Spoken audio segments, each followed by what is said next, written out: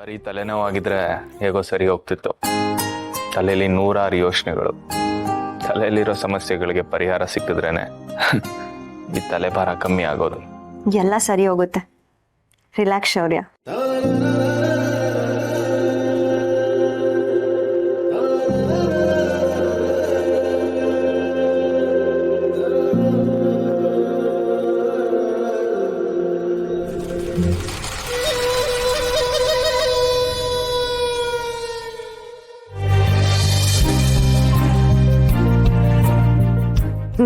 ಪರವಾಗಿಲ್ವೇ? ಅನು ನಾ ಏನೋ ಅನ್ಕೊಂಡಿದ್ದೆ. ಎಷ್ಟೇ ಆದರೂ ಅವಳು ನನ್ನ ಮಗಳು.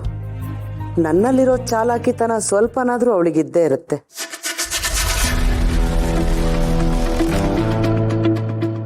ಏನನು ಗಂಡನ್ಗೆ ಹೆಡ್ ಮಸಾಜ್ ಮಾಡ್ತಾ ಇದೀಯಾ?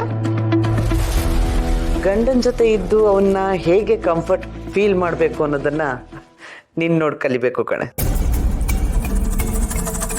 ಆದ್ರೆ ಆ ಲಡ್ಡು ಇದ್ದಾಳಲ್ಲ, ಅವಳಿಗೆ ಗಂಡನ್ಗೆ ಏನಾದ್ರೂ ಪರವಾಗಿಲ್ಲ. ಅಡಿಗೆ ಮನೆ ಬಿಟ್ಟು ಬೇರೆ ಲೋಕನೇ ಇಲ್ಲ ಅನ್ಸುತ್ತೆ ಅವಳಿಗೆ. ಹೆಂಡ್ತಿರು ಮೊದಲು ಗಂಡನ್ಗೆ ಏನ್ ಬೇಕು ಅಂತ ತಿಳ್ಕೊಬೇಕು. ಗಂಡನೇ ಅವ್ರ ಪ್ರಪಂಚ ಆಗ್ಬೇಕು, ಆಮೇಲೆ ಮಿಕ್ಕಿದ್ದೆಲ್ಲ. Mom, if you don't mind, ನಾನು ಶೌರ್ಯ ಇಬ್ಬರೇ ಸ್ವಲ್ಪ ಹೊತ್ತು ಟೈಮ್ ಸ್ಪೆಂಡ್ ಮಾಡಬೇಕು ಅನ್ಕೋತಿದೀವಿ. ನಾನು ನಿನ್ ಜೊತೆ ಆಮೇಲೆ ಮಾತಾಡ್ಲಾ? ಭೇಷ್ ಮಗಳೇ.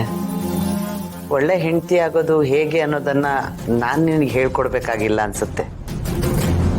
ಕುತ್ತಿಗೆಗೆ ತಾಳಿ ಬಿದ್ದ ತಕ್ಷಣ ಎಲ್ಲ ಕಲ್ತ್ಕೊಂಡ್ಬಿಟ್ಟೆ ಅಲ್ಲ? ಅನು, ಅವ್ರು ಇಲ್ಲೇ ಇರ್ಲಿ ಬಿಡು. ಯಾಕೆ ಹಾಗೆ ಮಾತಾಡ್ತಾ ಇದೀಯಾ?